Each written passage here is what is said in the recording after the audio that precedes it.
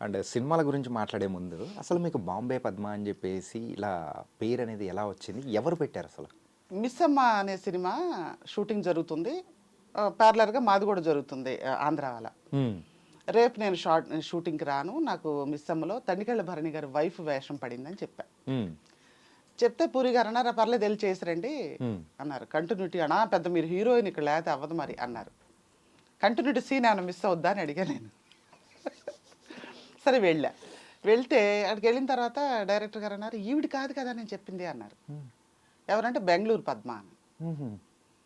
అంతేగా ఏమనుకోద్దామన్నారు మేనేజర్ మర్యాదగా కార్ ఎక్కించి లొకేషన్ ఎక్కడో అక్కడ నేను చెప్పేసి వచ్చానండి అంటే లొకేషన్‌కి తీసుకొచ్చేసారు. హ్మ్. ఇక్కడ మేకప్ లేదు గనక పెద్ద మాకు టైం పట్ల గబగబా చీర చుట్టుకొని వచ్చి కూర్చునిపోయా సీన్‌లో. హ్మ్.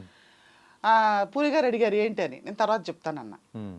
షార్ట్ అయిపోయిన తర్వాత ఇలా ఇలా జరిగిందని ఏడ్చా. ఓకే. ఏడిస్తే ఏముంది ఇందులో ఏడవడానికి? హ్మ్. ఇప్పుడు ఆమె బెంగుళూరు పద్మ, మీరు బాంబే పద్మ అని పెట్టుకోండి. ఓకే. అంటే అప్పటికి నన్ను ఏదో ఓదార్చడానికి అన్నారనుకున్నా. కట్ చేస్తే అదేంటి టైటిల్స్‌లో వేశారు బాంబే పద్మ అని. ఓకే. అంతే. అలా మీకు బాంబే పద్మ అని ఆ! ఇప్పుడు అలా వచ్చేసిందనమాట. పిలవకపోతే నేనే కంగారు పడుతున్నా. అందుకే కదా నేను ఇంట్రడక్షన్‌లో ఆ! ఇలా పద్మావతి గారంటే no no no no Bombay Padma. Bombay Padma అని అంటే నైస్ మా. హ్మ్. అండ్ అలాగే దీనికంటే ముందు సో మ్యారేజ్ కానీ హ్మ్. సో ఉండిందెక్కడ? బాంబేలో ఉన్నారా? హ్మ్. అండ్ తర్వాత పిల్లలు ఎంతమంది? ఇవన్నీ గురించి కూడా మనం మాట్లాడుకుందాం. యెస్ నాన్న. హ్మ్. ఇప్పుడు అమ్మ ఒక మా అమ్మగారు చాలా అమాయకురాలు. హ్మ్. ఒక తెలివి తక్కువ నిర్ణయం తీసుకొని నాకు పెళ్లి చేశారు. చేస్తే నేనేమనుకున్నానంటే మాకు ఎద్దనపూడి సులోచనారాయణ గారి పుస్తకాలు హ్మ్. అండ్ అప్పుడు పాత కథలు, అర్ధాంగి సినిమా తాలూకు ప్రభావాలు మా మీద ఉండేయి. ఓకే. నేనేమనుకున్నానంటే ఇప్పుడు ఆడపిల్లల్లాగా హ్మ్. అంచనాలు వేయటం రాదు అప్పుడు. అందులో వయసు కూడా చిన్నది. ఓకే. నాన్నగారు చనిపోగానే ఆవిడ ఇన్‌సెక్యూరిటీలో చేసేశారు. ఎక్కడమ్మా సొంతూరు ఎక్కడమ్మా? విజయవాడ. విజయవాడ. హ్మ్. ఓకే. ఆ! అయితే నేనేమనుకున్నానంటే మార్చుకోవచ్చు అనుకున్నా. ఆ! ఎగ్జాంపుల్ చెప్పాగా మీకు నేను యాహ్! సినిమాలో. యాహ్! ఇంక మారిపోతాడు. ఎన్టీఆర్ మారిపోలా, ఏఎన్ఆర్ మారిపోలా, నేను ఒక సావిత్రిలాగా మార్చేసుకుందాం అనుకున్నా. అదే ప్రాక్టికల్‌గా కుదరదు. హ్మ్. కొన్ని వచ్చేస్తాయి. కానీ ఆయన చెడ్డ వ్యక్తి కాదు. హ్మ్. మా ఆయన చెడ్డ వ్యక్తి కాదు. హ్మ్. కానీ ముందు జాగ్రత్త గాని నా కుటుంబం అనే పొసెసివ్‌నెస్ లేని వ్యక్తి. ఓకే. ప్రపంచానికి మంచి వ్యక్తిగానే బ్రతికారు, మంచి వ్యక్తిగానే చనిపోయారు. హ్మ్. ఇప్పుడు నేను కొత్తగా చెడ్డదా అని అనక్కర్లేదు. నేనేమనుకుంటానంటే ఎవరన్నా నాకు సింపతి చూపించాలని చూస్తారు. హ్మ్. పాపం మీ ఆయన గనక కరెక్ట్‌గా ఉంటే అంటే, నాకు తినాల్సిన ప్రాప్తం ఉంటే మా ఆయన సంపాదించేవాడు. హ్మ్. ఆయన అనొద్దు. ఆయన వల్ల నష్టపోయింది నేను. వీళ్ళందరూ ఎందుకు అనాలి? హ్మ్. ఆ తర్వాత ముగ్గురు పిల్లలు. పోనీ అదన్నా తెలిసిందా? హ్మ్. ఫినాన్షియల్ మనకి ఒక ఇది లేనప్పుడు అంతమంది పిల్లల్ని కనకూడదు. అవి కూడా తెలీదు నాన్న. అదొక యాహ్! పిచ్చి అంటే ప్రపంచం మాది. యాహ్! ఆ రోజుల్లో కొంచెం ఇలా ఉన్నాడు గనక విడాకులు ఇచ్చేయాలి. ఆ థాట్స్ రావు మాకు. హ్మ్. అని ముగ్గురు పిల్లలు. అదేంటి పాపకు మ్యారేజ్ అయిపోయింది. హ్మ్. తను హ్యాపీగా తన లైఫ్‌ని తను లీడ్ చేసుకుంటుంది. ఓకే. అండ్ పెద్ద బాబు తను లవ్ మ్యారేజ్ చేసుకున్నాడు. తను కూడా బానే ఉన్నాడు. మూడో అబ్బాయికి ఇంక మ్యారేజ్ కావాల్సింది ఉంది. నాతో ఉన్నాడు. ఓకే. అమ్మ ఇలా అంటే సినిమాలోకి రావాలని చెప్పేసి అన్న వాళ్ళకి ఎవరికీ ఏమనిపియలేదా? చెప్పడానికి ముందు మాకే భయం ఆ జనరేషన్‌కి. హుహు. ఇప్పుడు సుమా గారొచ్చి కొన్ని ప్రోగ్రామ్స్ ఏసాక లేడీస్ బయటికి రావడం మొట్టమొదటిసారి మేకప్ ఏసుకోవడం మొదలుపెట్టారు. ఓకే. ఆ తర్వాత ఇప్పుడు రీల్స్, టిక్ టాక్స్ అని చేసి యాక్టింగ్ ఏంటో తెలుస్తుంది. హ్మ్. ఇప్పుడు ఇబ్బంది లేదు పెద్దగా. ఓకే. ఒకవేళ ఎక్కడన్నా మేము చేయలేకపోయినా కూడా, అవునులే మనం ఒక చిన్న రీల్ చేసినప్పుడే అన్ని టేక్స్ తీసుకుంటాం కదా అనుకుంటారు. హ్మ్. అప్పుడు అలా కాదు అదొక తప్పు. హుహు. అమ్మో! అంటారు.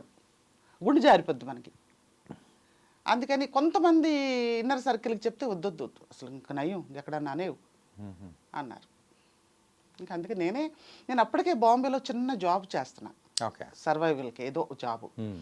అది చేస్తున్నప్పుడు ఇదేంటి వాళ్ళన్నారన్నమాట.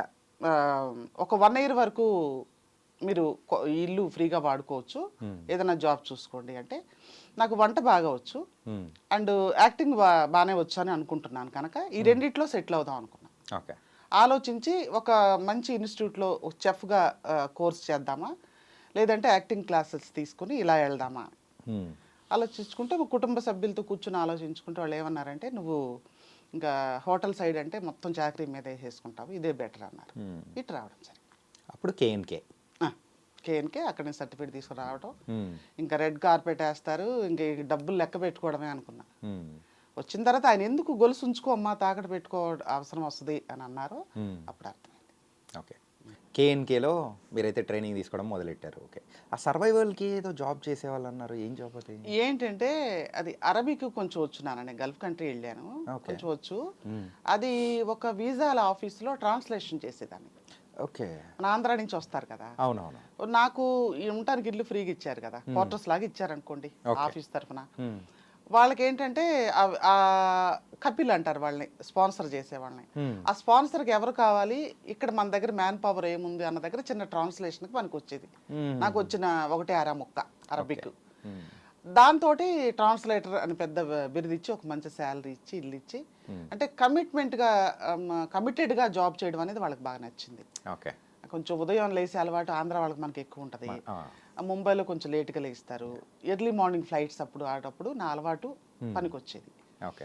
ఆ జాబ్ చేస్తున్నప్పుడు ఏంటి అక్కడ అందుకుని కొన్నాళ్ళు ఉన్నా.